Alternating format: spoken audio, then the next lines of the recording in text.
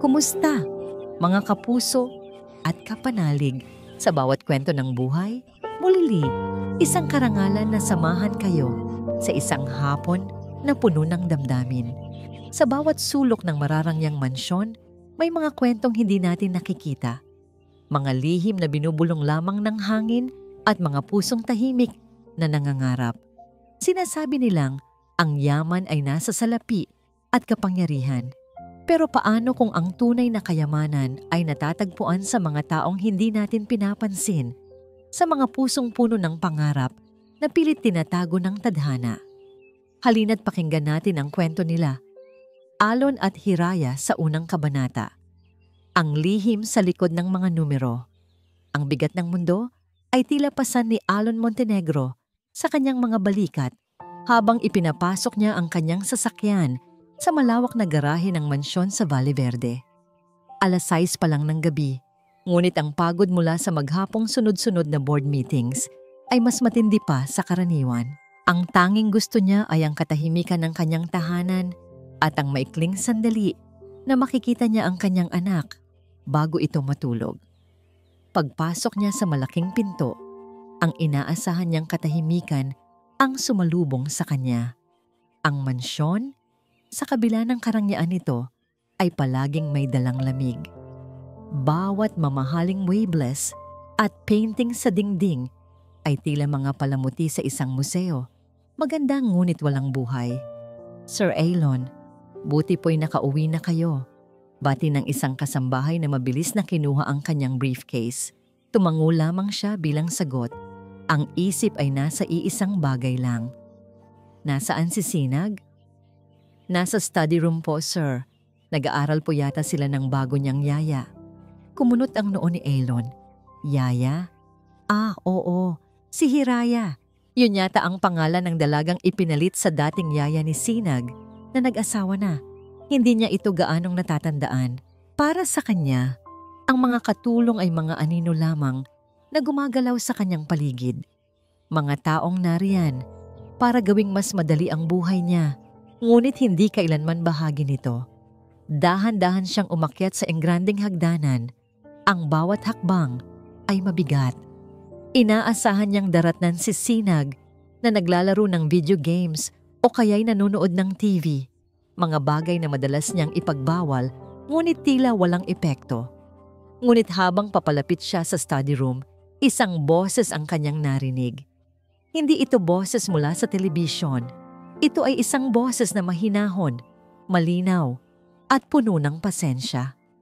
Kaya kung ia-apply natin ang principles ng calculus dito, makikita mo na ang rate of change ay hindi constant. It accelerates over time, parang yung paglaki mo, Sinag. Mabilis, sabi ng boses.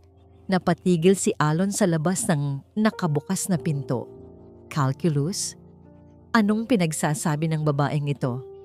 Sumilip siya mula sa siwang, sapat lang para hindi siya makita. At doon, natigilan siya. Nanigas siya sa kanyang kinatatayuan. Ang kanyang pagod ay biglang naglaho. Napalitan ng isang damdaming hindi niya mapangalanan. Pagkagulat, pagkamangha, imposible.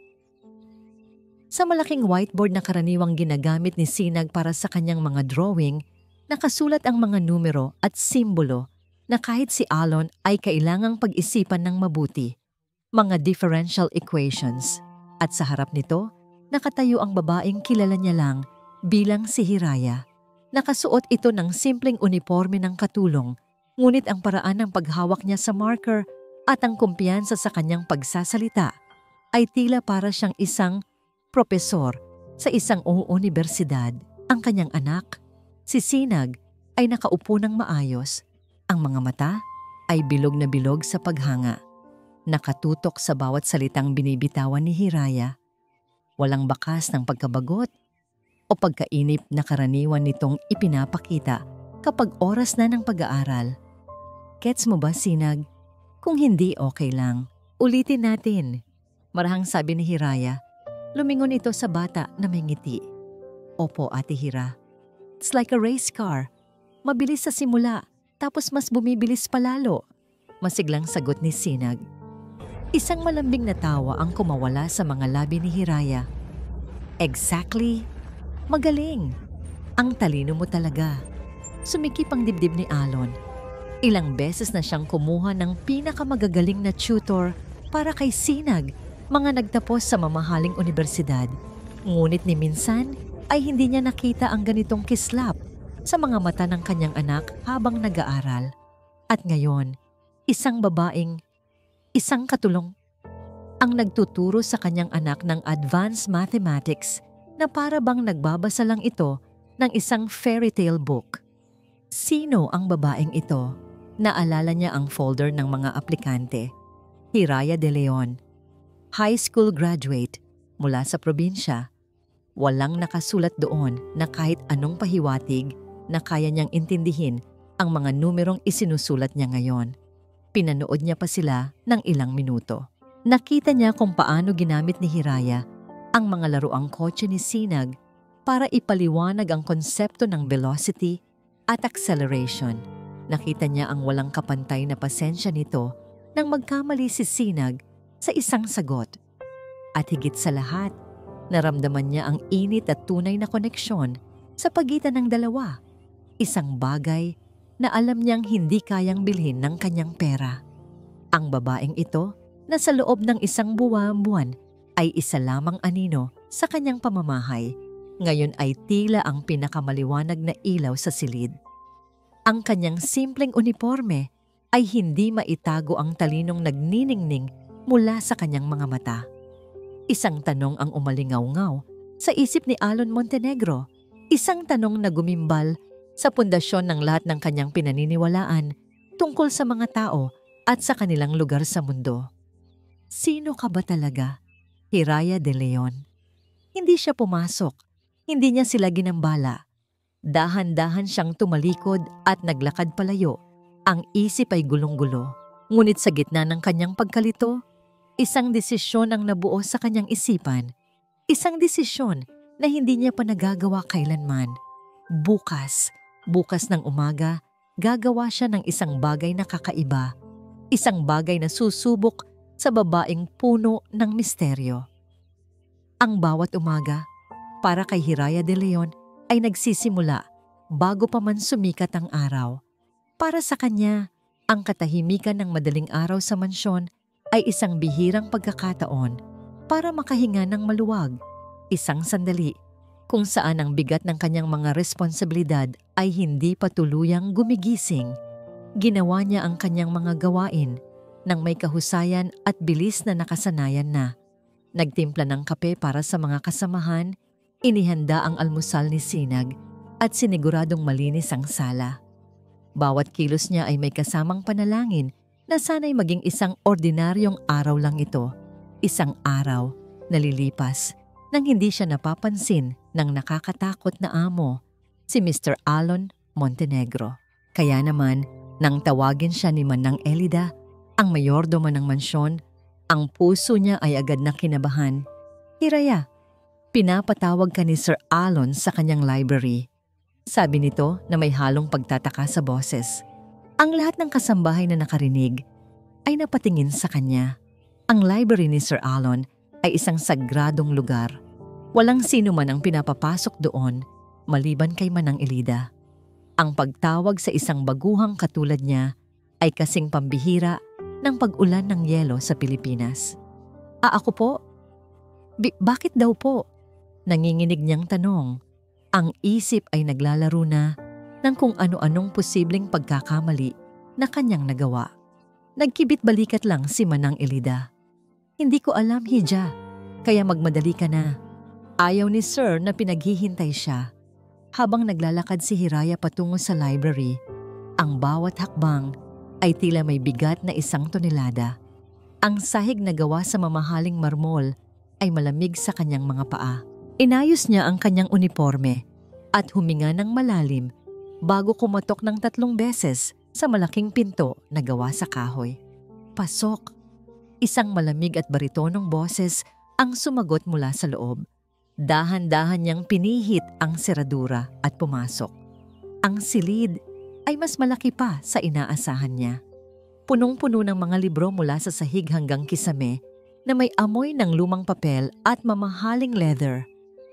Sa gitna ng lahat, nakaupo si Alon Montenegro sa likod ng isang malaking mesa. Ang mukha ay seryoso at hindi mabasa. "Good morning, sir!" Mahina niyang bati. Ang mga mata ay nakatungo sa sahig. Hindi ito sumagot agad. Narinig lang niya ang tunog ng paglapag nito ng isang tasa ng kape. Ang katahimikan ay nakakabingi. "Hiraya de Leon," sabi ni Alon sa wakas. Ang bawat pantig ay tila may bigat. "Maupo ka." Nag-angat ng tingin si Hiraya. Gulat. "Pipo." Ang sabi ko, "Maupo ka." Ulit nito, itinuturo ang isang silyang nasa harap ng kanyang mesa. Nag-aalangan man ay sumunod si Hiraya. Umupo siya sa dulo ng silya. Ang likod ay tuwid na tuwid. Ang mga kamay ay nanginginig na nakapatong sa kanyang kandungan. Ito ang unang pagkakataon na mapapalapit siya ng ganito sa kanyang amo. At ang presensya nito ay nakakatakot. Inilapag ni Alon ang isang folder sa mesa at itinulak ito palapit sa kanya. May problema ang kumpanya. Isang maliit na problema sa logistics at cost efficiency. Kailangan ko ng bagong pananaw. Napatingin si Hiraya sa mga papel. Puno ito ng mga graphs, charts, at mga numerong pamilyar sa kanya. Mga numerong minahal niya, pinag-aralan sa bawat puyat niya noon sa high school, at pinangarap na maging trabaho niya balang araw. Pero anong kinalaman niya dito? "Sir, pasensya na po pero hindi ko po naiintindihan." Sabi niya, ang boses ay halos pabulong. Isang bahagyang nangisi ang gumuhit sa labi ni Alon.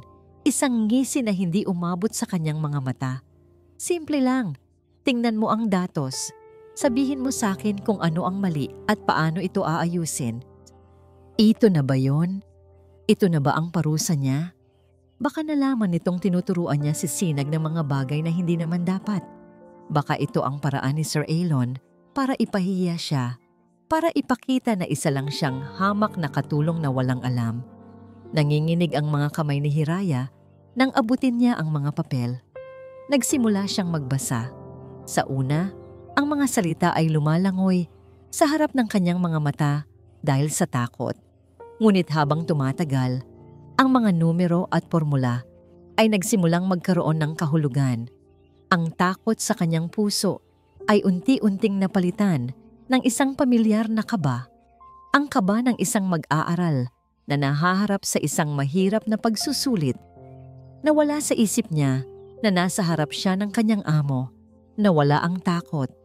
Ang tanging nakikita niya ay ang problema, ang palaisipan na kailangang lutasin. Kinuha niya ang lapis na nasa mesa at nagsimulang magsulat sa isang blangkong papel.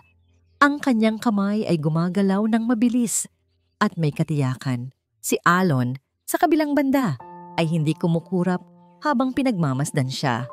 Nakita niya ang pagbabago. Ang babaeng pumasok sa silid na parang isang takot na daga ay nag-iba ng anyo.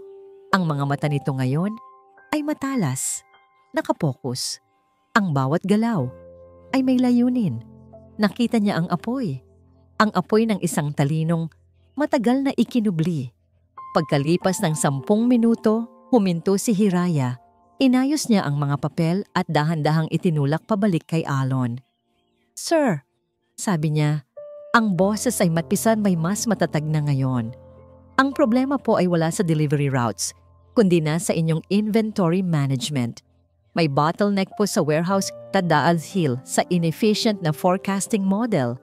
Kung gagamitin po ang just-in-time system at i-a-adjust ang algorithm para mas ma-predict ang demand fluctuations, makakatipid po ang kumpanya ng humigit kumulang 15% sa operational costs kada quarter."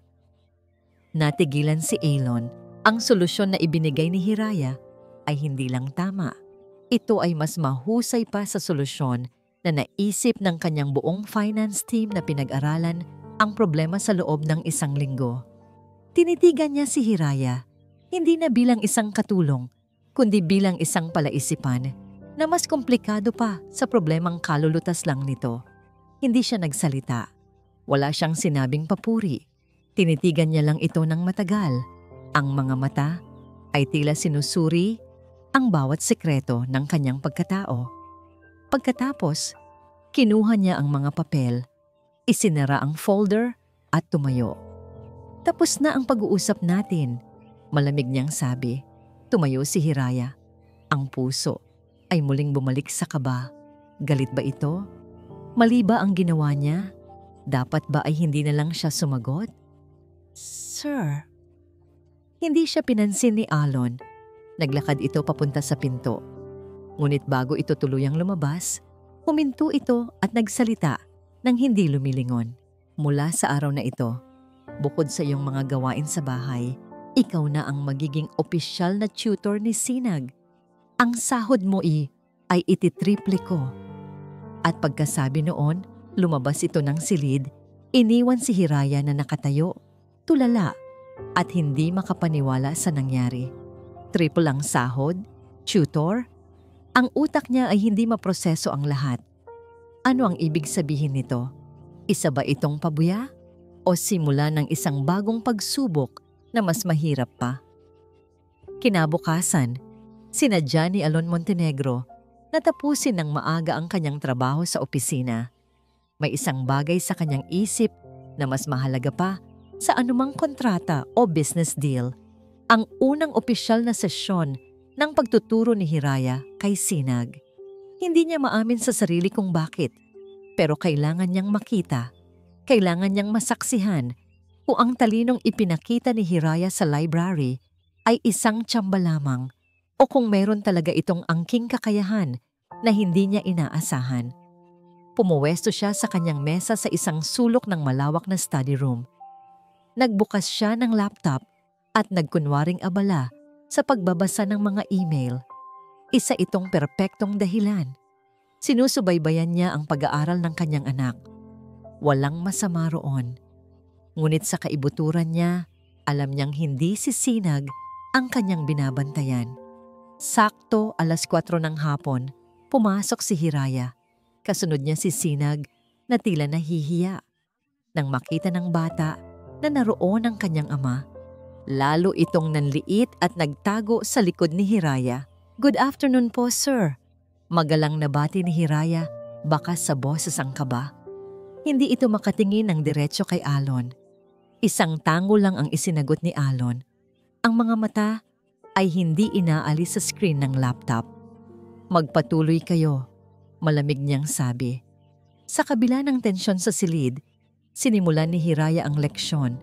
Inilabas niya hindi lamang ang mga libro, kundi pati na rin ang isang basket ng mansanas. Kumunot ang noo ni Alon. Anong gagawin nito? Magtitinda? "Sinag, handa ka na ba?" Mahinahong tanong ni Hiraya. Ganap na binabaliwala ang presensya ni Alon. Nakatuon ang buong atensyon niya sa bata. Tumango si Sinag, ngunit ang mga mata ay panayang sulyap sa direksyon ng kanyang ama. "Huwag mo siyang pansinin," bulong ni Hiraya na may kasamang isang matamis na ngiti. "Isipin mo, tayong dalawa lang ang nandito. At itong mga mansanas, halika, tulungan mo akong bilangin." Unti-unti, nagbago ang ihip ng hangin. Ang paraan ng pagtuturo ni Hiraya ay hindi katulad ng mga striktong tutor na kinontrata ni Alon noon. Hindi niya pinilit si Sinag na magbasa ng mga numero mula sa libro. Sa halip, ginawa niyang isang laro ang lahat. Ginamit niya ang mga mansanas para ipaliwanag ang konsepto ng fractions sa paraang simple at nakakatuwa. "Okay? May 10 tayong mansanas," sabi ni Hiraya. "Kung ibibigay natin ang kalahati sa mga kaibigan mo, ilan ang matitira sa'yo?" "5 po." Mabilis na sagot ni Sinag. Ang mga mata ay nagningning. "Napakagaling. Paano kung yung 5 natira? Ibibigay mo yung isa sa akin. Anong fraction yun ng natira?" Mula sa sulok ng kanyang mga mata, hindi na napigilan ni Alon na manood. Nakalimutan na niya ang kanyang mga email. Ang kanyang buong atensyon ay nasa 2. Nakikita niya kung paanong ang takot sa mukha ni Sinag ay unti-unting napapalitan ng tuwa at interes. Nakikita niya kung paanong ang bawat tamang sagot ng bata ay sinusuklian ni Hiraya ng isang papuri na nagpapalakas ng loob nito. Ito ang unang pagkakataon na nakita ni Alon ang kanyang anak na ngumiti. Isang tunay, masayang ngiti.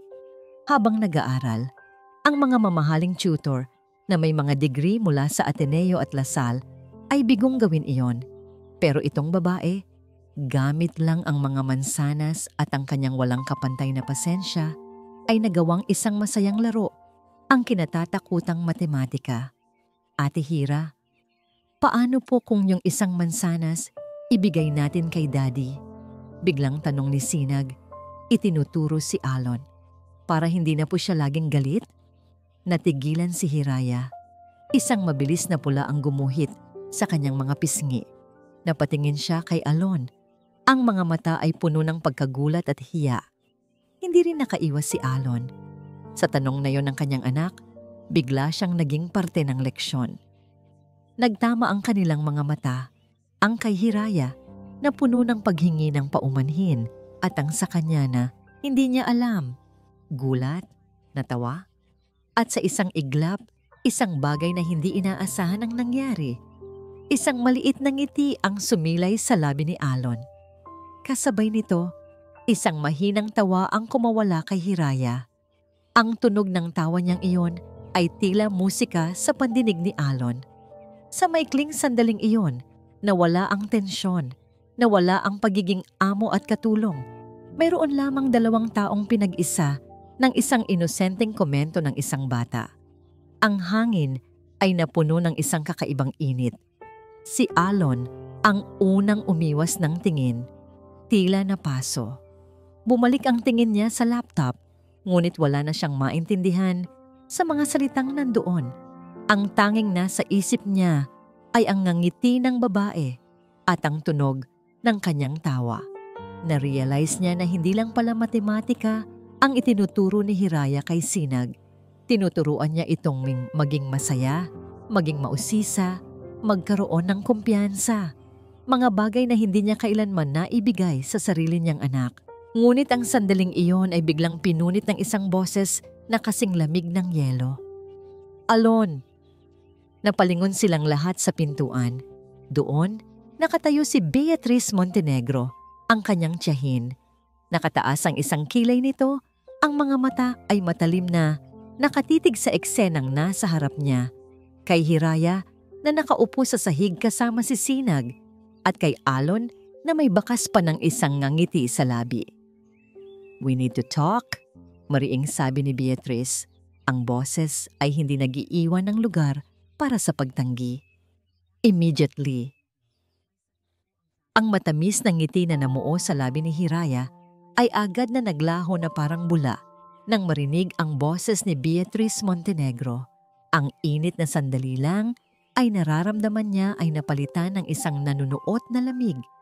Tila isang malamig na hangin ang biglang pumasok sa silid. Excuse me, sabi ni Alon.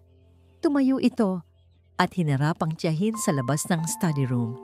Narinig ni Hiraya ang pagsara ng pinto at pagkatapos ay mga pamilyar na tunog. Ang mahina ngunit mariing boses ni Beatrice at ang mas malalim na boses ni Alon na tila sumasagot. Ate Hira, galit po ba si Tita Beatrice? Inosenteng tanong ni Sinag. Ang mga mata ay nagpapakita ng takot. Pilit nang ngumiti si Hiraya. Hindi, Sinag.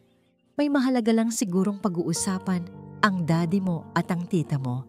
Ngunit kahit siya ay hindi naniniwala sa sarili niyang mga salita. Mula nang magsimula siyang magtrabaho sa mansyon, naramdaman na niya ang mga matang mapanuri ni Beatrice. Mga matang tila hinuhusgahan ang bawat galaw niya. Nang bumalik si Alon sa silid, wala na ang bakas ng ngiti sa mukha nito. Napalitan na ito ng dati niyang malamig at seryosong ekspresyon. Tapusin niyo na yan, maikling sabi nito bago tuluyang umalis. Alam ni Hiraya na tapos na ang leksyon para sa araw na yon. Ang mahika ay nawala na. Kinagabihan, habang nag-aayos siya sa kusina, doon siya hinarap ni Beatrice. Walang ibang tao sa paligid. Ang tiyahin ni Alon ay lumapit na parang isang ahas na tahimik na gumagapang patungo sa kanyang biktima. Hiraya, tama ba? Panimula ni Beatrice, ang boses ay malambing ngunit may nakatagong lason. Oo po, ma'am, sagot ni Hiraya. Yumuko ito bilang paggalang. Narinig kong ikaw na raw ang bagong tutor ni Sinag. Pagpapatuloy nito, habang sinusuri siya mula ulo hanggang paa na may halong pandidiri. Isang malaking sorpresa, isang katulong na nagtuturo sa isang Montenegro. Bawat salita ay parang isang sampal. Ramdam ni Hiraya ang pamumula ng kanyang mga pisngi dahil sa hiya at galit na nagsisimulang umakyat sa kanyang dibdib. Ngunit pinigilan niya ito. Pasensya na po, ma'am. Utos po ni Sir Alon. Isang sarkastikong tawa ang pinakawalan ni Beatrice. Alam ko. At alam ko rin ang mga larong tulad nito. Mga simpleng probinsyana na nangangarap na makabingwit ng isang milyonaryo. Lumapit pa ito, halos bumubulong na sa kanyang tainga. Makinig ka sa akin at makinig kang mabuti. Alamin mo kung saan ka lulugar. Isa ka lang katulong sa bahay na ito. Isang anino. At mananatili kang ganoon. Huwag kang mangarap ng gising dahil ako mismo ang gigising sa'yo sa isang bangungot. Pagkasabi noon, tinalikuran siya ni Beatrice na parang isang basura. Naiwan si Hiraya na nakatayo, nanginginig. Ang mga salita ni Beatrice ay tumusok ng malalim. Hindi ang insulto ang masakit, kundi ang katotohanang ipinamukha nito sa kanya. Nagaano man siya katalino, sa mata ng mga taong tulad ni Beatrice, ang halaga niya ay nakatali sa kanyang uniforme. Sa gabing iyon, hindi siya makatulog. Ang mga pangarap na minsan niyang binuo ay tila kinukutya siya ngayon. Naisip niyang sumuko. Naisip niyang sabihin kay Alon na hindi na niya kaya, na ibalik na lang siya sa dati niyang gawain. Mas simple, mas ligtas. Kinuha niya ang kanyang mga gamit at nagsimulang mag-impake. Ang luhang kanina pa niya pinipigilan ay bumuhos na. Tama si Beatrice. Sino ba naman siya para mangarap? Ngunit habang inilalagay niya ang kanyang mga damit sa isang lumang bag, isang maliit na kamay ang humawak sa laylayan ng kanyang damit. Ate Hira? Napalingon siya at nakita si Sinag, nakatayo sa may pinto ng kanyang silid, dala ang unan nito. Bakit po kayo umiiyak? Aalis na po ba kayo? Tanong ng bata. Ang boses ay garalgal. Dahil sa nagbabadyang pag-iyak, agad na pinunasan ni Hiraya ang kanyang mga luha. Sinag, anong ginagawa mo dito? Gabing-gabi na. Hindi sumagot ang bata. Sa halip, lumapit ito at inabot sa kanya ang isang papel. Isa itong drawing. Isang magulong drawing ng 3 stick figures na magkakahawak kamay sa ilalim ng isang araw. Nakasulat sa itaas ang mga pangalan, Daddy, Sinag at Ate Hira. Huwag po kayong umalis, Ate Hira. Pakiusap ni Sinag. Niyakap siya nito ng mahigpit. Kayo po ang best teacher ko. Sa yakap ng bata at sa simpleng drawing na yon, gumuho ang lahat ng pader na itinatayo ni Hiraya sa kanyang puso. Ang galit at sakit na naramdaman niya kanina ay napalitan ng isang matinding determinasyon. Hindi para sa sarili niya, kundi para sa batang ito na nakahanap sa kanya ng isang bagay na higit pa sa isang guro. Biglang bumukas ang pinto at pumasok si Alon. Nakita niya ang eksena, si Hiraya na umiiyak, si Sinag na nakayakap dito at ang nakabukas na bag sa kama. Ang mukha niya ay agad na naging madilim. Anong ibig sabihin nito? Tanong niya. Ang boses ay mababa at may awtoridad. Hindi nakasagot si Hiraya. Kinuha ni Alon si Sinag at inihatid pabalik sa kwarto nito. Pagbalik niya, isinara niya ang pinto. Aalis ka? Tanong niya ulit. Tumango si Hiraya. Hindi pa rin makatingin. Hindi ko po yata kaya, sir. Dahil ba sa sinabi ng tita ko? Hindi na nagulat si Hiraya na alam nito. Siguro ay narinig nito ang lahat. Nagkaroon ng mahabang katahimikan. Inaasahan na ni Hiraya napapayagan na siya nitong umalis. Ngunit sa halip, narinig niya ang pagbuntong hininga nito. "Huwag mong pansinin ang mga sinasabi niya," sabi ni Alon. Ang boses ay mas mahinahon na ngayon. Halos isang pakiusap. Isang bagay na hindi pa naririnig ni Hiraya mula dito. Ang mahalaga ay ang pag-aaral ni Sinag. Ang mahalaga ay kailangan kanya. Kailangan kita. Ang mga salitang hindi niya masabi. Nag-angat ng tingin si Hiraya. Nakita niya sa mga mata ni Alon ang isang bagay na hindi niya pa nakikita dati. Hindi awa, hindi utos, kundi isang uri ng pag-unawa. "Manatili ka," sabi nito, "para kay Sinag." Hindi na sumagot si Hiraya. Ngunit ng gabing iyon, ibinalik niya ang kanyang mga damit sa aparador. At nang lumabas si Alon sa kanyang silid, hinawakan niya ang isang maliit na kahon sa ilalim ng kanyang kama. Binuksan niya ito at mula doon ay kinuha niya ang isang lumang USB, ang nag-iisang alaala mula sa kanyang ama. Isang USB na puno ng mga blueprints, mga kalkulasyon at mga pangarap na naudlot. "Para kay Sinag," bulong niya sa sarili. "At para sa inyo, Itay." Ikinuyom niya ang kanyang palad. Hawak ang USB. "Lalaban po ako." Lumipas ang ilang linggo at isang bagong uri ng normalidad ang namuo sa loob ng mansyon ng mga Montenegro. Ang mga sesyon ng pagtuturo ni Hiraya at Sinag ay naging sentro ng kanilang hapon. Isang protektadong mundo kung saan ang mga numero ay nagiging kaibigan at ang pag-aaral ay isang masayang pakikipagsapalaran. Si Beatrice ay nanatiling mapagmatiyag, ngunit hindi na ito nanggulo pa. Marahil ay dahil sa isang babala mula kay Alon. Si Alon naman, ginawa niyang isang ugali, ang umuwi ng maaga para magtrabaho sa study room habang nagaganap ang klase. Para sa kanya, ang panonood sa dalawa ay naging isang uri ng kapayapaan sa gitna ng kanyang magulong mundo. Nakikita niya ang unti-unting pagbabago kay Sinag mula sa isang tahimik at laging takot na bata. Ito'y nagiging mas masayahin at mas may kumpiyansa sa sarili. At lahat ng iyon ay dahil kay Hiraya. Isang araw, habang papalapit ang taon ng charity ball ng kanilang kumpanya, ang pinakamalaking social event ng taon para sa mga Montenegro, isang ideya ang nabuo sa isip ni Alon. Isang ideya na parehong mapangahas at mapanganib. "Hiraya," tawag niya isang hapon matapos ang klase ni Sinag.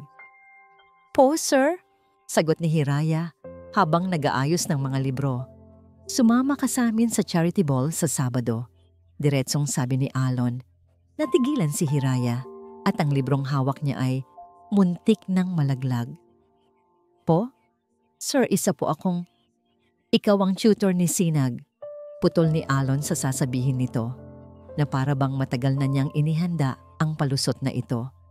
Kailangan ni Sinag ng isang kasama na mapagkakatiwalaan habang abala ako sa mga bisita. Ito ay parte ng trabaho mo. Alam ni Hiraya na isa lang itong dahilan. Ang isang event na tulad noon ay para lamang sa mga mayayaman at makapangyarihan. Ngunit nang makita niya ang determinasyon sa mga mata ni Alon, alam niyang wala siyang magagawa kundi sumunod. At iyon ang simula ng isang pagbabago na hindi inaasahan ng lahat. Kinabukasan, ipinadala ni Alon ang isa sa pinakamahuhusay na stylist sa Maynila sa mansyon. Si Hiraya, na sanay sa kanyang simpleng uniforme, ay biglang napaligiran ng mga mamahaling damit, sapatos at alahas. Sa una, tumanggi siya.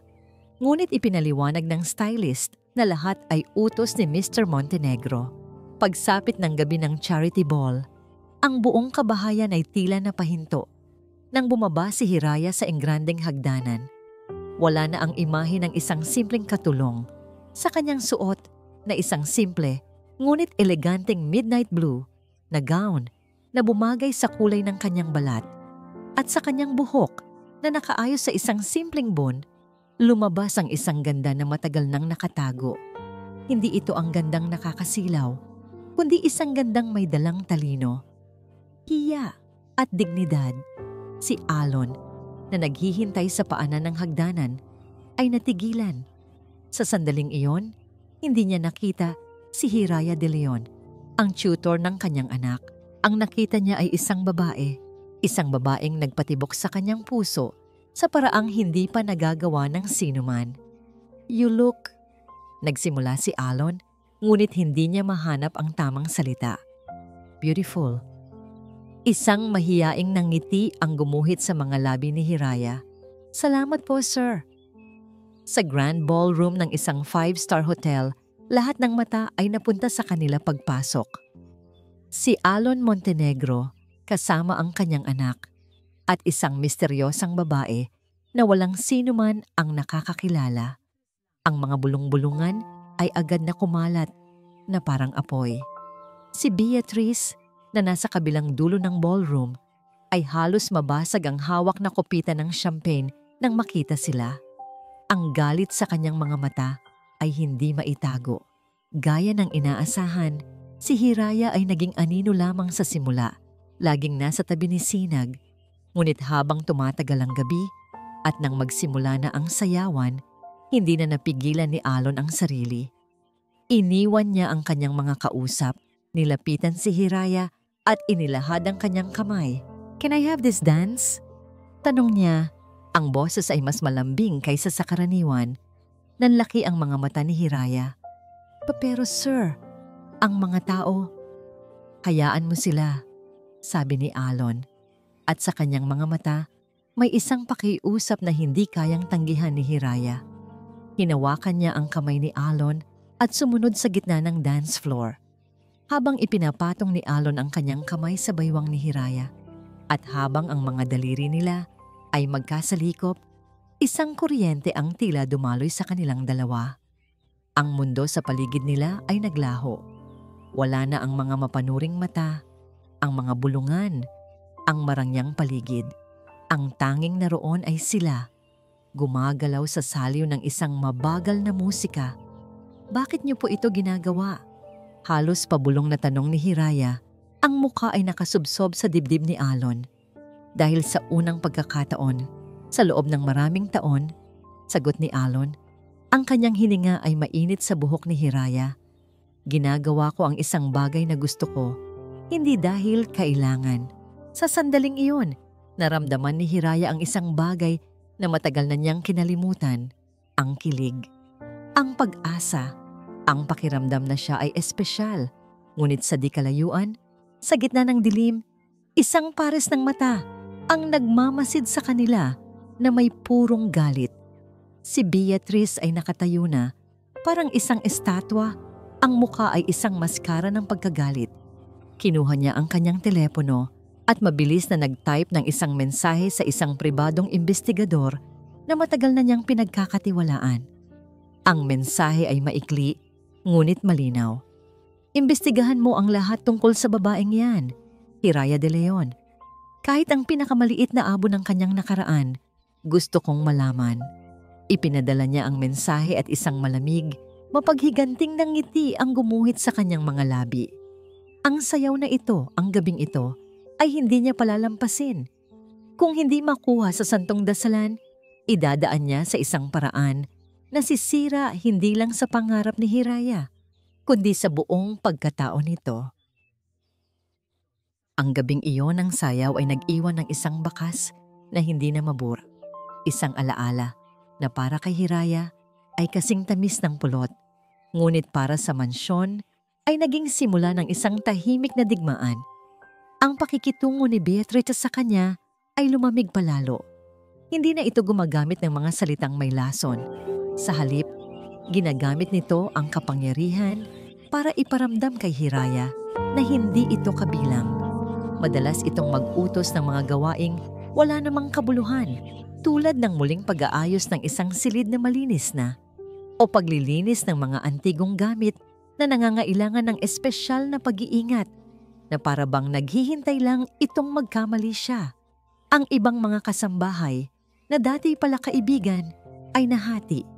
Ang ilan ay tumitingin sa kanya ng may inggit. Ang iba naman ay umiiwas, takot na madamay sa galit ni Beatrice. Si Hiraya ay unti-unting naging isang isla sa loob ng malawak na karagatan ng mansyon. Sa gitna ng lahat ng ito, si Alon ay naging kanyang hindi inaasahang tagapagtanggol. Kapag nakikita nitong pinapahirapan ni Beatrice si Hiraya, lagi itong gumagawa ng paraan para mailayo ang dalaga. Hiraya, tulungan mo ako sa library. O kaya'y Hiraya, ihanda mo ang mga kakailanganin ni Sinag para sa field trip. Ang bawat simpleng utos na yon ay isang malinaw na mensahe para kay Beatrice. Huwag mong galawin ang babaeng ito. Ngunit ang proteksyon ni Alon ay lalo lamang nagsilbing gasolina sa apoy ng galit ni Beatrice. At para kay Hiraya, ito ay nagdulot ng isang matinding kalituhan sa kanyang puso. Isang araw, ibinigay ni Beatrice kay Hiraya ang isang tila imposibleng gawain. Ang ayusin at linisin ang lumang library sa west wing ng mansyon, isang lugar na matagal nang hindi nabubuksan at puno ng alikabok at mga lumang dokumento ng yumaong ama ni Alon. Gusto kong kuminang ang lugar na yan bago maghapunan, utos ni Beatrice na may ngiti ng tagumpay sa kanyang mga labi. Walang nagawa si Hiraya kundi sumunod. Habang nag-aalis siya ng alikabok sa mga libro at nag-aayos ng mga lumang kahon, narinig niya ang pagpasok ni Alon sa kabilang dulo ng silid. May kausap ito sa telepono. Ang boses ay seryoso. Mukhang hindi nito napansin ang kanyang presensya sa likod ng isang mataas na estante. Opo, Tito. I understand the concern, sabi ni Alon sa kausap. But that's how my father built this empire. He was a shrewd investor. Naalala ko pa ang kwento niya. Noong kasagsagan ng expansion, marami siyang biniling maliliit na kumpanya na palugi na. He absorbed them, fixed their mess, and made them profitable. Isang paraan para palakasin ang Montenegro Corp habang tinutulungan ng iba. Nagpatuloy si Hiraya sa kanyang ginagawa, ngunit hindi niya maiwasang makinig. Oo, pagpapatuloy ni Alon. Katulad noong maliit na construction firm. Ano na nga bang pangalan nun? Ocampo Builders. May kaunting gulo silang kinasangkutan noon, malapit ng malugi. Pero nakita ni Dad ang potensyal. Binili niya ang buong kumpanya para iligtas sa kahihiyan. Sa pagkarinig ng pangalang iyon, natigilan si Hiraya. Ang hawak niyang basahan ay nahulog mula sa kanyang kamay. Ocampo Builders. Ang pangalan ay umaling-awngaw sa kanyang isipan. Pamilyar. Isang pangalang matagal na niyang ibinaon sa limot kasama ng sakit at pait ng nakaraan. Saan niya nga ba ito narinig? Hiraya, anong ginagawa mo dyan? Nag-angat ng tingin si Hiraya at nakita si Alon na nakatayo sa harap niya. Tapos na ang tawag. Sir, naglilinis lang po, utos ni Ma'am Beatrice. Tumango si Alon. Ang mukha ay bahagyang kumunot. Tila hindi sang-ayon sa utos. Hayaan mo na yan. Magpahinga ka na. Ako na ang bahala. Ngunit hindi na marinig ni Hiraya ang sinasabi nito. Ang tanging umuulit-ulit sa kanyang isipan ay ang pangalang iyon. Ocampo Builders. Kinagabihan, hindi siya mapakali. Ang isang bahagi ng kanyang nakaraan na pilit niyang tinatakpan ay tila sa pilitang binubuksan. Pagkatapos niyang siguraduhin na tulog na ang lahat, kinuha niya ang maliit na kahon sa ilalim ng kanyang kama. Ang mga kamay niya ay nanginginig habang binubuksan ito. Doon sa loob ay ang luma at kupas na USB. Kinuha niya ang kanyang mumurahing laptop at isinaksak ito. Ang tunog ng pag-ikot ng hard drive ay tila kasabay ng kabog ng kanyang dibdib. Binuksan niya ang mga folder, isa-isa. Mga lumang disenyo ng tulay, mga kalkulasyon para sa mga gusali, ang mga obra ng kanyang ama. Naghahanap siya. Nag-type siya sa search bar. OCAMPO, searching. At lumabas ito. Isang lumang dokumento ng kontrata.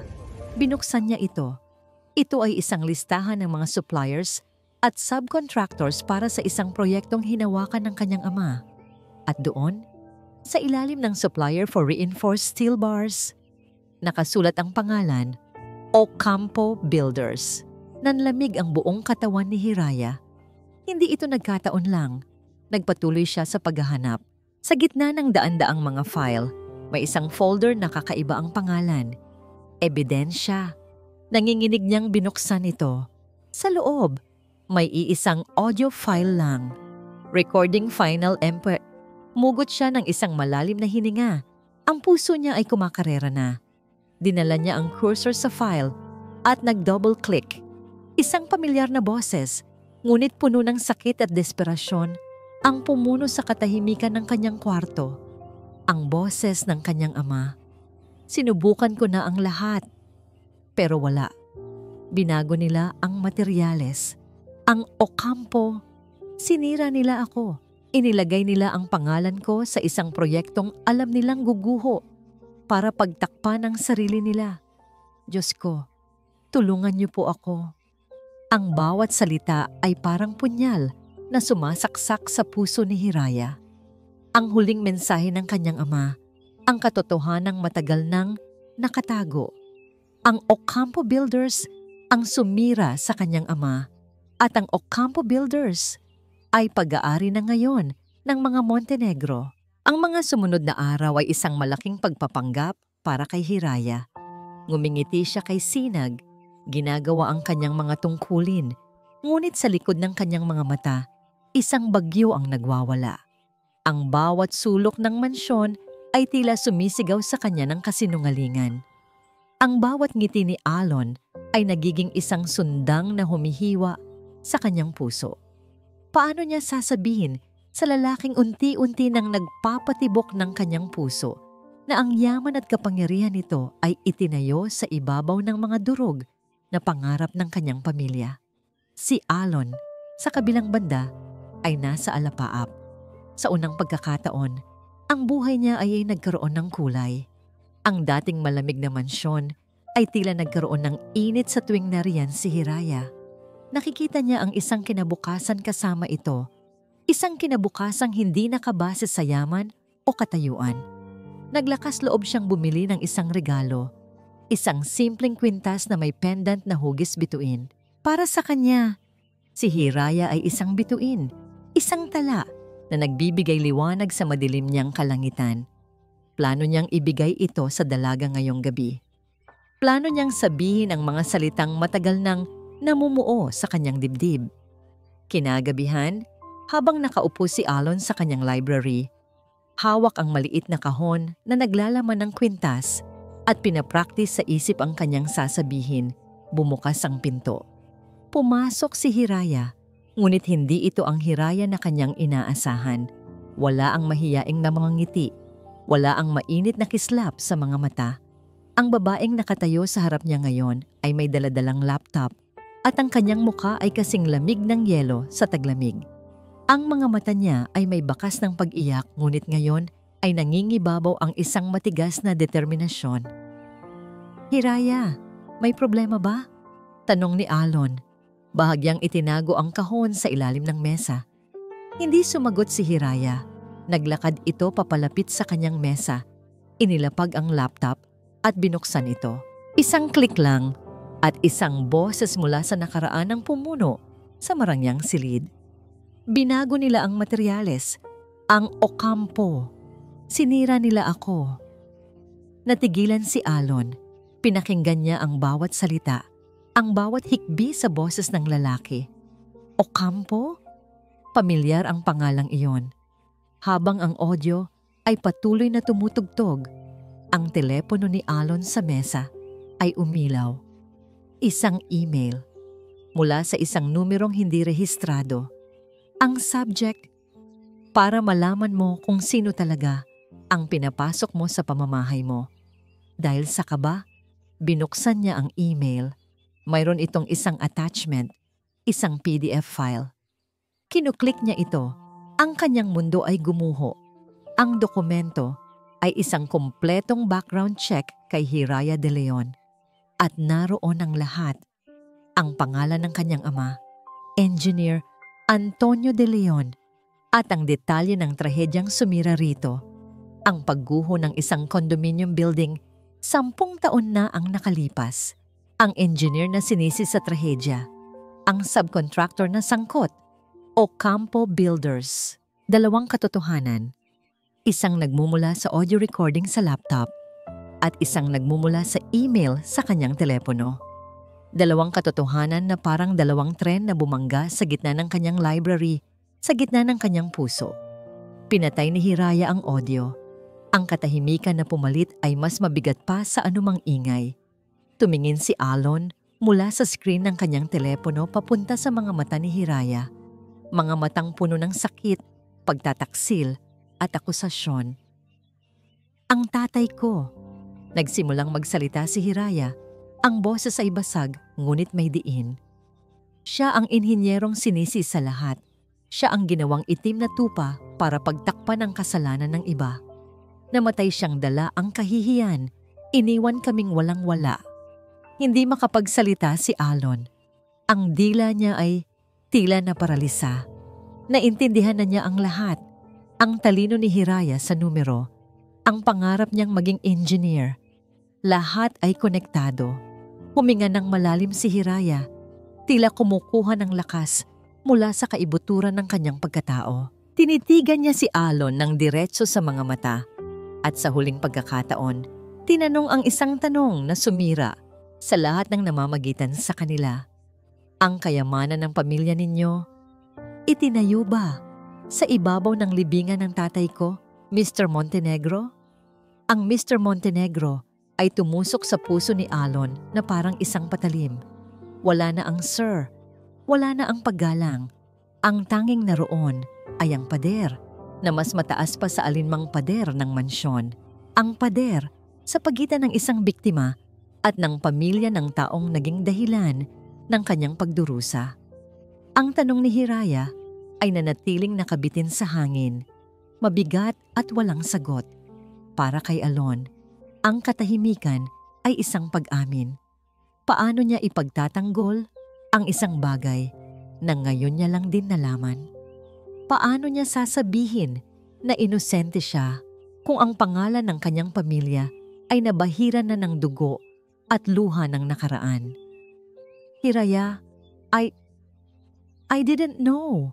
Sa wakas ay nasabi niya, ang boses ay paos. It was the truth, but it was a weak truth. Isang katotohanang walang bigat kumpara sa bigat ng sakit na dinadala ng babae sa harap niya. Isang mapait na tawa ang kumawala sa mga labi ni Hiraya.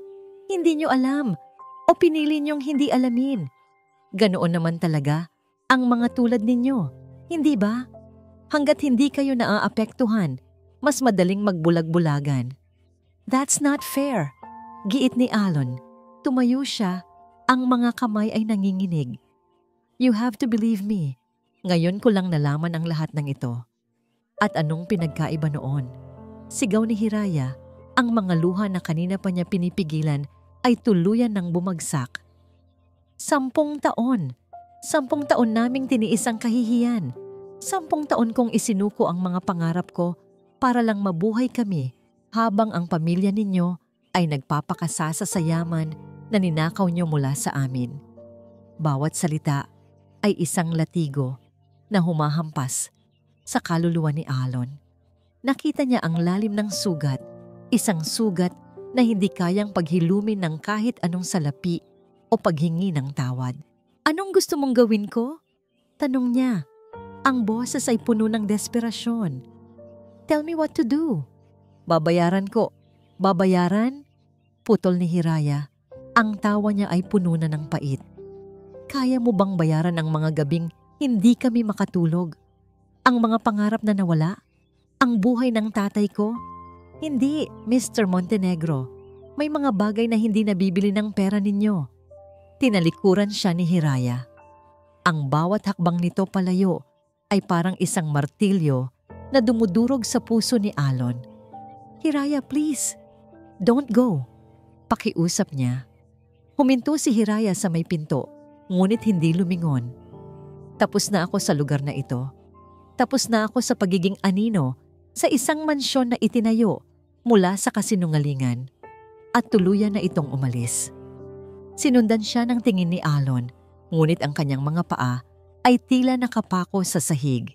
Ang bigat ng kasalanan ng kanyang ama ay nakapasan na ngayon sa kanyang mga balikat.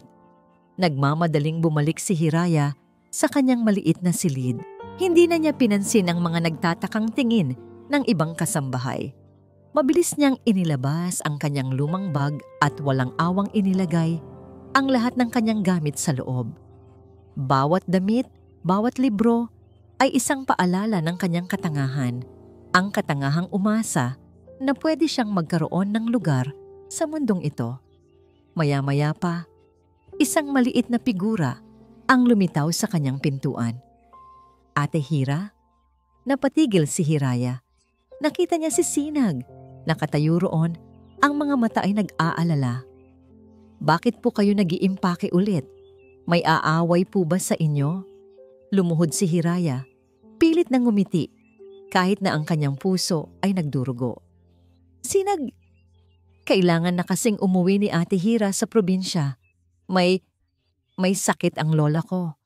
Isang kasinungalingan, isa pang kasinungalingan sa bahay na ito. Pero babalik po kayo, di ba? Tanong ng bata. Ang boses ay nagsisimula ng manginig. Hinaplos ni Hiraya ang pisngi ng bata. Mag-aral kang mabuti ha. Napakatalino mong bata, Sinag. Huwag mong hahayaan na may magsabi sa iyong hindi mo kaya. Iyon na lang ang tanging payo na maibibigay niya. No, ayoko pong umalis kayo. Humagulgol na si Sinag at niyakap siya ng mahigpit. Please, Ate Hira, don't leave me. Sa bawat hikbi ng bata, lalong nadudurog si Hiraya, niyakap niya ito pabalik. Paalam, Sinag. Mabilis siyang tumayo. Bago pa siya tuluyang panghinaan ng loob, kinuha niya ang kanyang bag at nagmamadaling lumabas ng silid. Iniwan si Sinag na umiiyak. Habang tinatahak niya ang mahabang pasilyo, bawat painting sa dingding, bawat mamahaling vase ay tila nangungutya sa kakanya. Pagdating niya sa malaking pinto, binuksan niya ito nang walang pag-aalinlangan. Hindi na siya lumingon pa. Sa bintana ng kanyang library, pinanood ni Alon ang paglabas ni Hiraya sa malaking gate ng mansyon. Isang maliit na figura na nilalamon ng dilim ng gabi. Nawala na. Ang liwanag sa kanyang buhay ay nawala na. Napasuntok siya sa pader, hindi alintana ang sakit. Isang malakas, puno ng pighating sigaw ang kumawala sa kanyang lalamunan. Nang mga sandaling iyon, isang bagay ang pumasok sa kanyang isipan. Ang email, ang background check. Paano ito napunta sa kanya sa eksaktong sandali ng kanilang pag-uusap? Sino ang nag-orkestra ng lahat? Mayroon lang isang taong may sapat na galit at kapangyarihan para gawin ito. Isang nakakakilabot na galit ang pumalit sa kanyang pighati.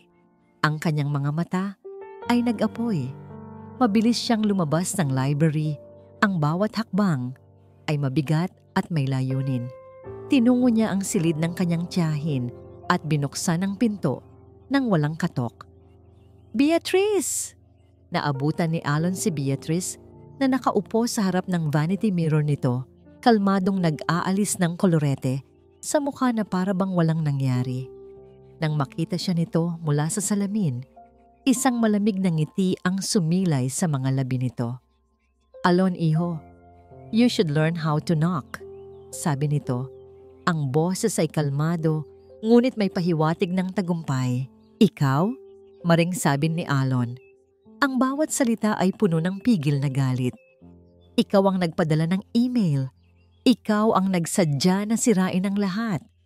Hindi ito itinanggi ni Beatrice. Dahan-dahan itong tumayo at hinarap siya. Ang mga mata ay matalim. Sinira? Hindi. Iniligtas kita, Alon. Iniligtas ko ang pangalan ng pamilyang ito mula sa isang oportunistang katulong. Oportunista? Isang sarkastikong tawa ang kumawala kay Alon. Siya ang biktima dito, tita. Ang pamilya niya ang sinira natin. Huwag kang maging melodramatic, sagot ni Beatrice. Ang boses ay tumigas. Negosyo iyon. May nananalo, may natatalo. Ganoon binuo ng ama mo ang imperyong ito. Sa pamamagitan ng paggawa ng mahihirap, ngunit kinakailangang mga desisyon. Iyon ang presyo ng tagumpay. Isang bagay na tila kinalimutan mo na dahil sa isang babaeng walang pinanggalingan. Ang mga salita ni Beatrice ay tumama kay Alon na parang sampal. Presyo ng tagumpay? Ang buhay at dignidad ng isang tao? Sa sandaling iyon, nakita niya ang tunay na mukha ng kanyang pamilya, isang mukha na nababalot ng kasakiman at kawalan ng konsensya. At kinasuklaman niya ito.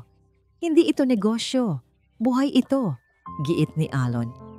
At kung ito ang ibig sabihin ng pagiging isang Montenegro, kung ang pundasyon ng yaman natin ay itinayo sa ganitong uri ng kasinungalingan, ayoko nang maging bahagi nito.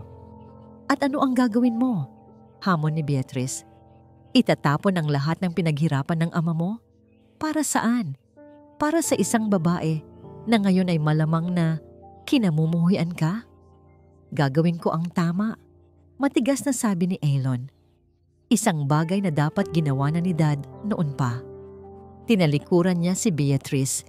Iniwan itong natigilan at hindi makapaniwala. Bumalik si Alon sa kanyang library, ngunit hindi para magmukmok. Ang pighati sa kanyang puso ay napalitan na ng isang matinding determinasyon. Kung may kasalanan ang kanyang ama, hindi niya ito itatago. Haharapin niya ito. Magdamag siyang hindi natulog. Nagtungo siya sa corporate archives ng Montenegro Corp. Isang malamig at malawak na silid sa basement ng kanilang opisina na naglalaman ng lahat ng dokumento ng kumpanya mula nang itatag ito. Sa tulong ng kanyang pinagkakatiwalaang assistant, hinalughog niya ang lahat ng papeles na may kinalaman sa Ocampo Builders. Habang lumalalim ang gabi, lalong lumalalim ang kanyang pagkadismaya. Ang katotohanang natuklasan niya ay mas masahol pa sa kanyang inaakala. Hindi lang basta binili ng kanyang ama ang Ocampo Builders. Natagpuan niya ang isang serye ng mga confidential memos sa pagitan ng kanyang ama at ng mga abogado nito. Malinaw na nakasaad doon na alam ng kanyang ama ang tungkol sa paggamit ng substandard na materyales bago pa man bumagsak ang gusali. Ang Ocampo Builders ay malapit nang maimbestigahan noon. Ang pagbili ng kanyang ama sa kumpanya ay hindi isang rescue, kundi isang takeover, isang paraan para patahimikin ang issue. Ilipat ang sisi sa iisang tao, kay Engineer Antonio De Leon, at ituloy ang isang mas malaking government project na nanganganib madamay kung sasabog ang iskandalo. Ang lahat ay isang malaking cover-up, isang kalkuladong desisyon para protektahan ang kita at reputasyon. Umupo si Alon sa gitna ng nagkalat na mga kahon ng dokumento. Ang bigat ng katotohanan ay halos dumurog sa kanya. Ang imahe ng kanyang ama bilang isang henyo sa negosyo ay gumuho. Napalitan ng imahe ng isang taong walang puso. Ang minana niya ay hindi lang isang imperyo ng yaman. Minana niya ang isang imperyo ng kasalanan. Sumikat ang araw at ang liwanag na pumasok sa bintana ng archives ay tila isang paghuhusga. Sa sandaling iyon, nagdesisyon si Alon. Alam na niya ang kailangan niyang gawin. Hindi para mabawi si Hiraya, hindi para sa kanyang sarili, kundi dahil ito ang tama. Kinuha niya ang kanyang telepono. Nanginginig ang kanyang mga kamay habang nagdial siya sa numero ng kanyang personal na abogado. "Miguel," sabi niya nang sagutin ang tawag. Ang boses ay pagod, ngunit buo. "Magpatawag ka ng press conference sa lalong madaling panahon." "Press conference? Tungkol saan, Alon?" Nagtatakang tanong ng abogado. Huminga ng malalim si Alon. Tungkol sa isang lumang kaso, ang kaso ng Ocampo Builders at ng pagguho ng Northridge Condominium. Natahimik ang kabilang linya. "Alon, are you out of your mind? That will destroy the company. That will destroy your family's name." Minsan, kailangan munang sirain ang isang bagay para maitayo itong muli sa tamang paraan. Sagot ni Alon. "Just do it, Miguel." ilalabas ko ang lahat. Ang Baryo Pag-asa ay nanatiling tulad ng dati. Isang maliit na bayan na tila hindi tinatablan ng pagbabago ng panahon. Para kay Hiraya, ang pagbabalik dito ay parehong isang ginhawa at isang pasakit. Ang pamilyar na amoy ng lupang basa at ang tanawin ng luntiang mga bukirin ay nagbibigay sa kanya ng kapayapaan, ngunit ang bawat sulok ay nagpapaalala rin sa kanya ng mga pangarap na nawala at ng amang hindi na niya muling makakasama. Sinubukan niyang ibalik ang kanyang sarili sa dati niyang buhay. Tumutulong siya sa maliit nilang bukid sa umaga at nagbabasa ng mga lumang libro sa hapon. Sinubukan niyang kalimutan ang mansyon sa Valle Verde, ang batang sisinag na nagturo sa kanya kung paano muling mangarap, at ang lalaking si Alon na nagpakita sa kanya ng isang sulyap sa isang mundong hindi para sa kanya. Ngunit sa bawat paglubog ng araw, ang mga alaala ay bumabalik. Dala ang isang pamilyar na kirot. Isang hapon, habang nag-aalis siya ng damo sa kanilang taniman, isang tunog ang gumambala sa katahimikan ng baryo. Isang tunog na hindi nababagay sa lugar na yon. Ang ugong ng isang mamahaling sasakyan. Lahat ng magsasakang nasa paligid ay napatigil sa pagtatrabaho. Napatingin sila sa isang itim na luxury car na dahan-dahang tumatahak sa baku-bakong daan. Huminto ito sa hindi kalayuan mula sa kinatatayuan ni Hiraya. Bumukas ang pinto ng sasakyan at mula doon, lumabas ang isang figura na hindi inaasahan ni Hiraya na muling makita sa buong buhay niya. Si Alon Montenegro. Nakatayo siya roon. Suot ang isang simpleng polo shirt at pantalon. Ngunit kahit anong suotin niya, hindi maitatago ang aura ng kapangyarihan at yaman. Ngunit meron ding kakaiba sa kanya. Ang kanyang buhok ay bahagyang magulo. Ang kanyang mga mata ay may bakas ng puyat at pagod. At sa paraan ng kanyang pagtingin kay Hiraya, wala ang dating awtoridad ng isang amo, kundi ang pagsusumamo ng isang taong nagkamali. Hindi gumalaw si Hiraya. Ang pala na hawak niya ay humigpit. Ang mga ugat sa kanyang kamay ay lumitaw. Ang lahat ng sakit at galit na pilit niyang ibinabaon ay muling umakyat sa kanyang lalamunan. Naglakad si Alon palapit sa kanya. Bawat hakbang niya sa maputik na lupa ay tila isang pagsubok. Huminto siya ilang metro mula kay Hiraya, tila nag-aalangan. "Hiraya," sabi niya, ang boses ay bahagyang paos. "Anong ginagawa mo dito?" Malamig na tanong ni Hiraya, hindi inaalis ang tingin sa bukid. Naligaw ka yata. Ang mundo ng mga mayayaman at makasalanan ay doon sa Maynila. Isang buntong hininga ang pinakawalan ni Alon. Hindi siya nasaktan sa mga salita ni Hiraya. Alam niyang nararapat lang sa kanya iyon. "Hindi ako naparito para humingi ng tawad," sabi niya, na ikinagulat ni Hiraya, dahil alam kong walang salita ang sapat para punan ang pagkukulang ng pamilya ko. Inilapag niya ang isang makapal na folder sa isang malinis na bato sa tabi ng bukid. "Naparito ako para ibigay sa iyo ito." Nag-aalangang sumulyap si Hiraya sa folder. "Ano yan?" "Ang katotohanan," sagot ni Alon. "Lahat ng ebidensya, mga dokumentong magpapatunay na ang tatay mo ay inosente, mga papeles na maglilinis sa pangalan niya, at ang plano ko kung paano itatama ang lahat." Hindi pa rin gumagalaw si Hiraya. "Alam ko na wala akong karapatang hilingin sa iyo na basahin mo yan." Pagpapatuloy ni Alon, ang boses ay puno ng pagsisisi.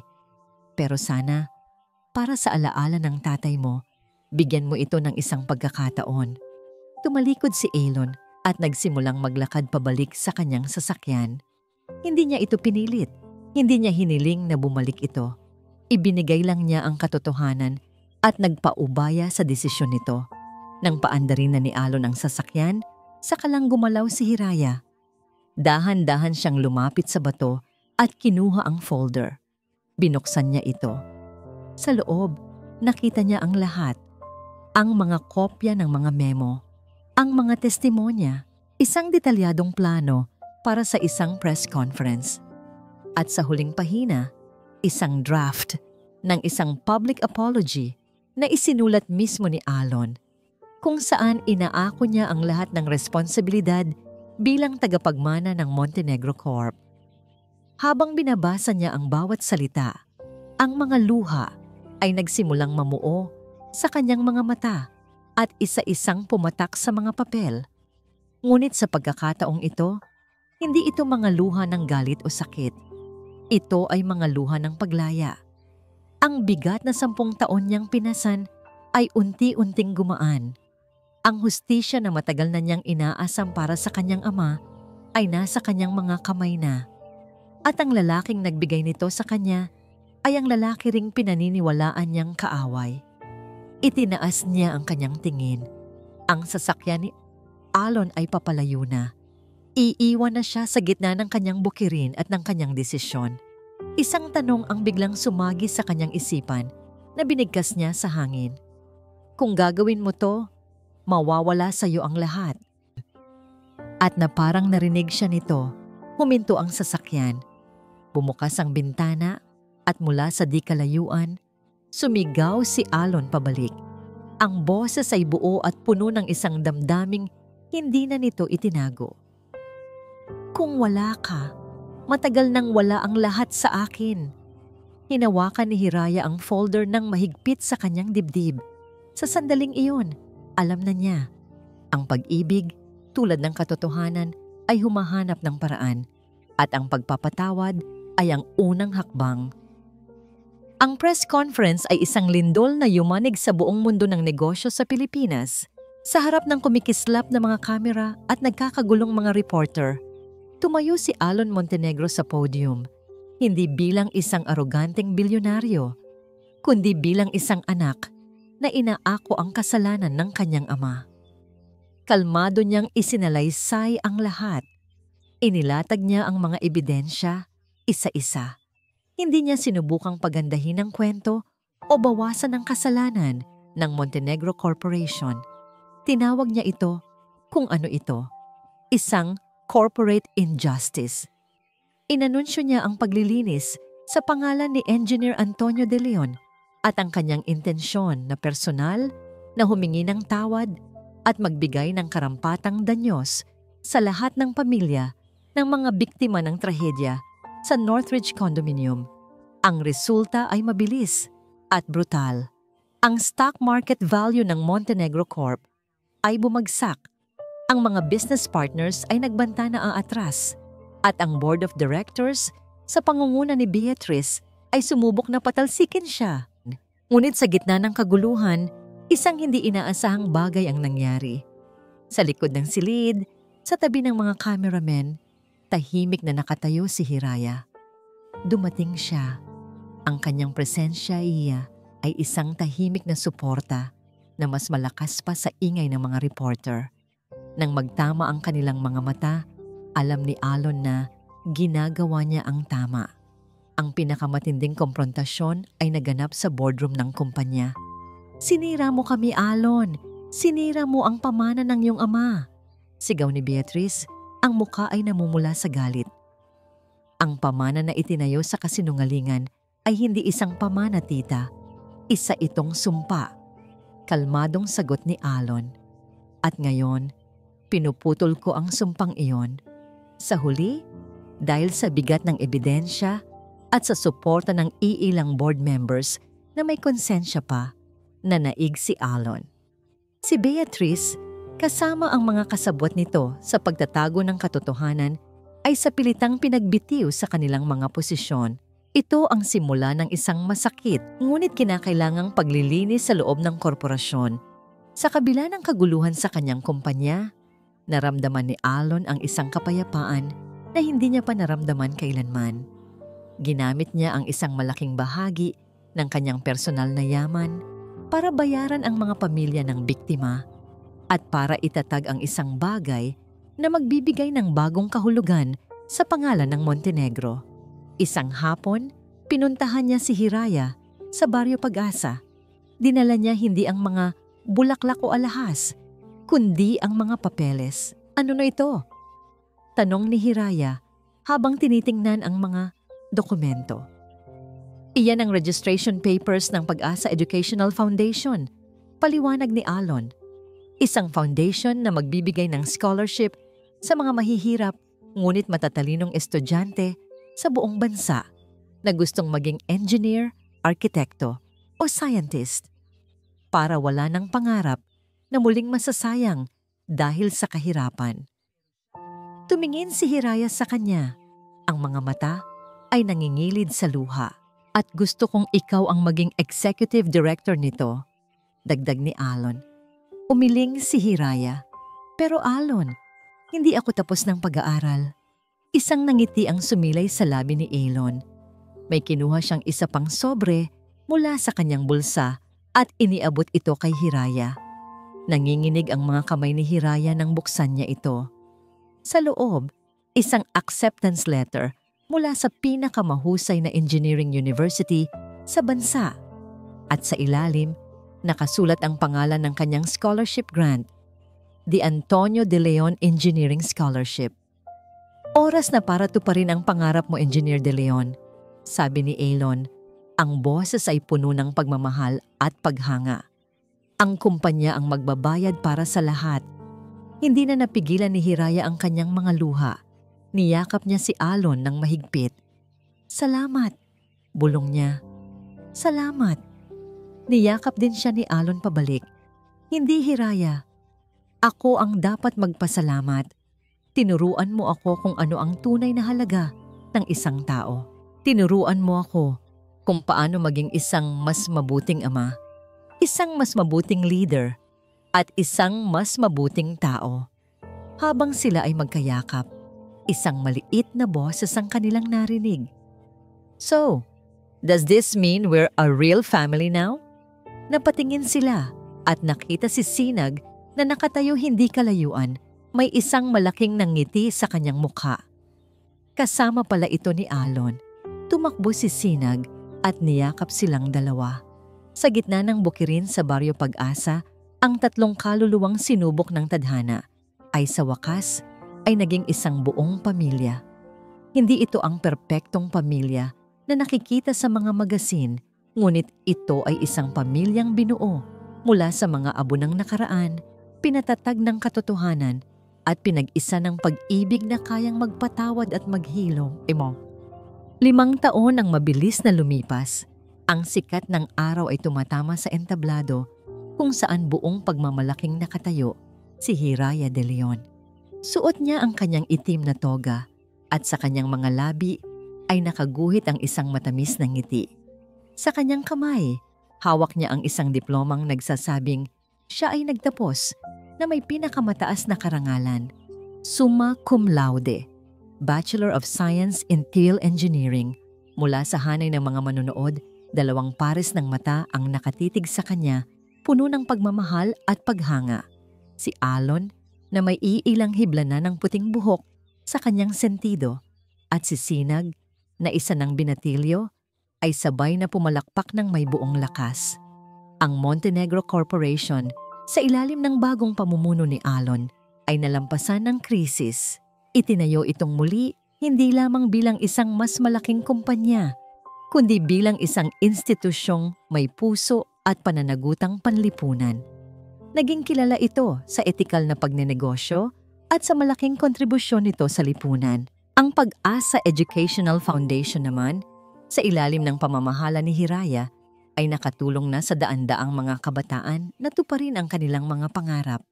Ang pangalan ni Antonio de Leon ay hindi na simbolo ng kahihiyan, kundi ng inspirasyon at pag-asa. Pagkatapos ng seremonya, ang kanilang unang pinuntahan ay hindi isang magarbong restaurant para magdiwang. Nagtungo sila sa isang tahimik na sementeryo sa probinsya. Sa harap ng isang simpleng puntod, inilapag ni Hiraya ang kanyang diploma. Tay, sabi niya, ang boses ay nanginginig sa emosyon. Natupad ko na po. Natupad ko na ang pangarap nating dalawa. Inilapag naman ni Alon sa tabi ng diploma ang isang set ng blueprints. Mr. De Leon, magalang niyang sabi, Ito po ang disenyo ng unang public library na itatayo ng foundation sa Baryo Pag-asa. Isang gusaling idinisenyo ng pinakamagaling ninyong estudyante, ang anak niyo po. Niyakap ni Alon si Hiraya mula sa likod, habang si Sinag naman ay humawak sa kanilang mga kamay. Tahimik silang nakatayo roon, isang pamilya na pinagbuklod ng isang nakaraang puno ng sakit, ngunit pinag-isa ng isang kasalukuyang puno ng pagpapatawad at pag-ibig. Wala nang kailangang sabihin pa. Ang katahimikan ay sapat na. Kinahapunan, naglakad-lakad sila sa dalampasigan, ang parehong dalampasigan kung saan dati dinadala si Hiraya ng kanyang ama para mangarap. Ang papalubog na araw ay nagpinta sa kalangitan ng kulay kahel at rosas. Naaalala ko pa noong una kitang nakita sa study room, pagbasag ni Alon sa katahimikan, isang mapaglarong ngiti sa kanyang mga labi. Akala ko, isa ka lang simpleng katulong na marunong mag-solve ng calculus. Natawa si Hiraya. At akala ko naman, isa kang masungit at walang pusong milyonaryo na hindi marunong ngumiti. Nagbago ang lahat, sabi ni Alon. Hinawakan niya ng mahigpit ang kamay ni Hiraya. Binago mo ang lahat. Binago natin ang lahat. Pagtatama ni Hiraya, tumingin siya kay Sinag na masayang nagpapatakbo-takbo sa buhanginan. Tayong tatlo. Huminto sila sa paglalakad at hinarap ang papalubog na araw. Ang yaman ni Alon ay hindi na nasusukat sa dami ng pera sa kanyang bangko, kundi sa init ng kamay na hawak niya at sa halakhak ng batang naglalaro sa kanilang harapan. Ang pangarap ni Hiraya ay hindi na lamang tungkol sa pagtatayo ng mga gusali, kundi sa pagbuo ng isang tahanan na puno ng pagmamahal at pag-unawa. Natagpuan nila ang kanilang tunay na yaman. Hindi ito nakatago sa mga vault ng bangko o nakasulat sa mga stock certificates. Ito ay nasa kakayahang makita ang halaga sa isang taong tinitingnan ng mundo bilang maliit, sa tapang na itama ang mga pagkakamali ng nakaraan, at sa pag-ibig na nagbibigay lakas para buuin hindi lang ang mga pangarap, kundi pati na rin ang mga nasirang puso. Sila ay isang patunay na ang pinakamatibay na pundasyon ay hindi gawa sa semento at bakal, kundi sa katotohanan, pagpapatawad, at pag-asang laging may bagong umaga. At dito po nagtatapos ang kwento nila, Hiraya at Alon. Isang paglalakbay na nagturo sa atin na ang tunay na kayamanan ay hindi nasusukat sa anumang material na bagay, kundi sa kakayahan nating makita ang ginto sa puso ng iba, lalo na sa mga taong madalas ay hindi pinapansin ng mundo.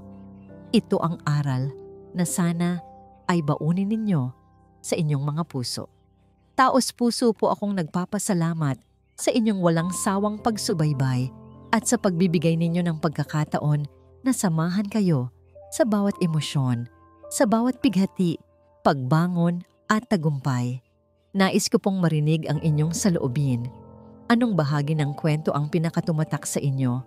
At anong uri naman ng mga kwento ng pag-ibig ang nais ninyong marinig mula sa amin sa mga susunod na araw? I-comment nyo lang po sa ibaba dahil napakahalaga ng inyong boses sa amin. At syempre, hindi dito nagtatapos ang ating paglalakbay. Marami pa pong kwentong kasing ganda at mas puno ng aral dito sa aming channel. Kung nagustuhan nyo ang kwentong ito, isang pindot lang po sa like button ay malaking bagay na. I-share na rin ninyo sa pamilya at mga kaibigan. At kung hindi pa po kayo nakapag-subscribe, ngayon na po ang tamang panahon para maging bahagi ng ating pamilya. Huwag kalimutang i-click ang notification bell para kayo ang unang makarinig kapag may bago kaming upload. Muli, ako po ang inyong lingkod, nag-iiwan ng isang paalala. Ang bawat puso ay may sariling kwento at ang bawat kwento ay may aral na naghihintay. Pagpalain po kayo ng Panginoon, kayo at ang inyong buong pamilya. Hanggang sa muli.